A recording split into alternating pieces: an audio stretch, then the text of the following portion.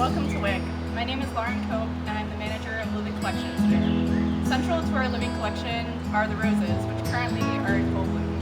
So thank you for your patience this week as we postponed the tour a little bit because the roses were a little bit slow to bloom due to the cool weather. But we really appreciate you tuning in today, and we hope you enjoy this virtual tour. Thanks so much.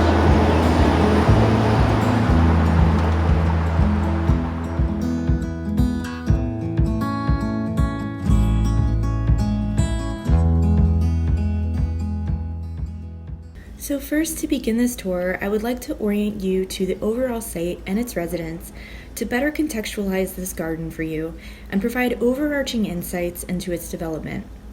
Wyck, as it exists today, and the surrounding 2.5 acres of land that remain of the original parcel have been standing in place on this Germantown block for over 300 years, and it has been the family seat of the Wistar-Haynes family for 9 generations. This is rather remarkable considering the home is located just outside one of the oldest major cities in the United States, which during this time has experienced so much development, industrialization, and expansion like any city surrounding its location. I find it compelling to think that anyone walking along Germantown Avenue in the last 200 years would immediately recognize Wyck looking much the same. Today, it is exceptional that we still have Wyck's original home, land, and authentic accessory buildings to use in site interpretation. I find, though, the real treasure of Wyck, for me, is that even today it continues to maintain its integrity of spirit. In its span of 3 centuries of singular family ownership by the Wistar-Haynes family, Wyck's land remained a valued and cherished asset, even as it changed from a farmstead to a stately country seat to its eventual transition to a nonprofit in the 1970s. Agrarianism and horticulture were intrinsic parts of the daily life and interests of this family throughout their tenure and even beyond. This is in keeping with many of the shared tenets of Quakerism, of which this family identified. They felt inspired and humbled by the natural world, and their agrarian and horticultural pursuits were often accomplished with a scientific eye. Many family members also delved into the natural sciences, exploring such fields as geology and botany through surveys of natural areas both at home and beyond, such as the Wissahickon. For many members of the family over generations of Wyck's history, their values and interests extended into their community interactions, and many had leading roles in the development and organization of various cultural institutions that still exist today in Philadelphia. Examples of these are the Academy of Natural Sciences, American Philosophical Society, the Pennsylvania Horticultural Society, and the first horticultural school for women, which today is now Temple Ambler Campus. Even as Wyck became a nonprofit in the 1970s, the organization continued to place value on Wyck's legacy of horticulture and agriculture. Today, we still actively engage in both these disciplines and share them with our community through programs such as the Home Farm Club and events like Celebrate the Roses. When speaking to the integrity of spirit at Wyck, I still feel there is an essence in this place that encourages us to see the value of wonder and curiosity when interacting with the natural world. I hope this helps place the garden in better context for you. Now let's have a look inside. Here we are, standing in the rose garden, which dates back almost squarely 200 years. 1821 was when Jane Bown Haynes first started conceptualizing this garden, and over the course of a few years after, the installation was completed. We often cite Wyck as being the oldest rose garden in the United States still in its original plan. And while I do feel that the age of this garden is certainly impressive, as detailed earlier in this tour, it's important to note that this garden was never designed to live in a stasis to achieve only this superlative. Rather, this garden's significance and uniqueness lies more in the types of roses that were planted here originally and still persist today, and its resistance to change in spite of a renaissance that occurred in rose breeding in the late 1800s and early 1900s. When Jane Bown Haynes originally began drawing for this rose garden and composing the plant palette, she used a common design plan at the time based on symmetrical beds called parterres. These were surrounded by herbaceous plants and delineated by low-growing hedges or gravel. Here at Wyck, they are boxwoods. Parterres were a common composition at the time in American colonial gardens and show the direct influence of European garden style. Originating in France, these parterres, coupled with hedging, were used to formalize the space, often resulting in long, grand perspectives that readily showed the human hand in the landscape. They were especially effective when viewed from an elevated perspective, such as the second floor of the home.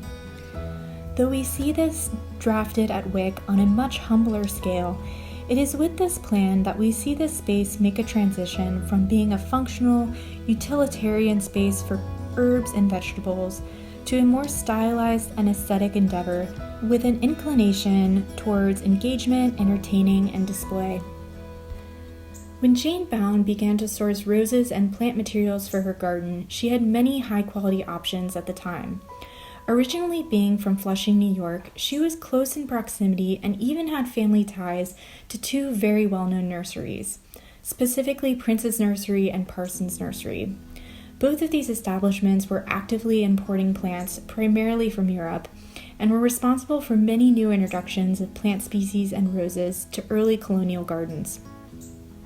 In addition, there were many popular nurseries in Philadelphia and even in Germantown that offered interesting plants and even specialized in roses. We are fortunate to have original catalogs from the Prince's Nursery where we know Jane sourced some of the original plants for this rose garden. There is also much correspondence between the Bound-Haynes family at Wyck and the Parsons Nursery, which was owned by her extended family. Reading through these catalogs in the present day, it is often hard to distinguish rose varieties and cultivars, and this has caused much confusion in the rose world. Part of this, I think, comes from the fact that roses hybridize quite readily and there are limitless combinations. Another reason is that during the time much of this early breeding was taking place, we did not have photographs or easy lines of global communication to make positive identification of all of these rose hybrids and their origins. People at the time were relying on written descriptions, drawings, and even paintings for identification of very nuanced colors and plant features. Advertising in catalogs and publications frequently embellished colors as well. What's more, it was very common for roses to be named for notable people, places, and events that took place locally, and therefore it's not uncommon to find a rose with several different aliases, depending on location. One such rose in our collection, Lafayette, is believed to have been planted in honor of Marquis de Lafayette's return visit to the United States in 1824. To read more on that, I'd invite you to follow us on Facebook or social media, where we posted a more detailed story on this. One trait in common between all of the roses first planted in this garden is that they bloomed only once. Up until the late 1800s, this was the case for most all roses in the trade. However, in the late 19th and early 20th century, roses began to be crossed with the China rose, which had the ability to rebloom, and gave birth to a class of rose we call the hybrid tea. These are the roses that you or I find most commonly today in supermarkets or give them for Valentine's Day. This revelation in rose breeding captivated gardeners as it allowed them to enjoy their beloved roses throughout the season. By the turn of the 20th century, these reblooming qualities had taken precedence in breeding programs, and gardens which included these what we now call old garden roses were largely cast off. Once blooming roses were by and large removed from American gardens and replanted with glamorous, reblooming varieties. Most rose gardens that we have in the United States today were established during this time in the early 1900s and are composed predominantly of these reblooming types. At the time when this renaissance was happening within the rose world, Wyck was in the care of Jane Reuben Haynes. daughter of Jane Bownhains, who originally designed the rose garden. Most tragically, Jane had lost her father before birth, and soon after, her grief-stricken mother passed away as well, leaving her an orphan at only 10 years old. The influence of these events instilled in her a sentimental desire to preserve the home and garden as it was in the time of her parents' residence. Therefore, we have Jane Rubenhains to thank for the preservation of Wyck's Rose Garden as we move into the early 20th century. Subsequent generations would further expand this existing rose collection, such as adding climbing roses to the front facade. Today, Wyck remains as a testament to the value of a living collection, and it allows us to glimpse into the vernacular history of a family's home place. Many of the roses growing in this garden today are clonal stands which have regenerated themselves over the years, such as Elegant Gallica, Leda, and Lafayette. Still others are growing from the original rootstock, which is now incredibly old and weathered. Though these once blooming old garden roses have at times in history been scoffed at for their short window of bloom, I find there is such a magic about an old garden rose. Words such as romantic, charming, or beguiling often come to mind when we describe these old garden roses. They mesmerize us with their consuming perfume and soft, ruffled petals. What's more, their short bloom time teases us in eager anticipation of their bloom. And so, for most of the year, this small, unassuming garden hides in plain sight until the moment when it will suddenly burst into an exuberant display that will fill the air with a rich, heavenly scent of roses, as it has now for the last 200 years.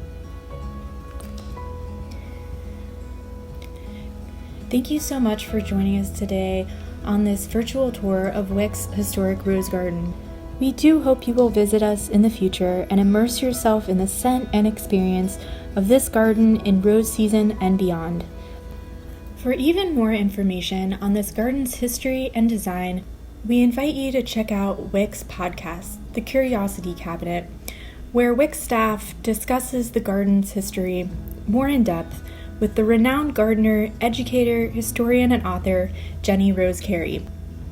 Thank you again for watching. We wish you good health until we see one another again.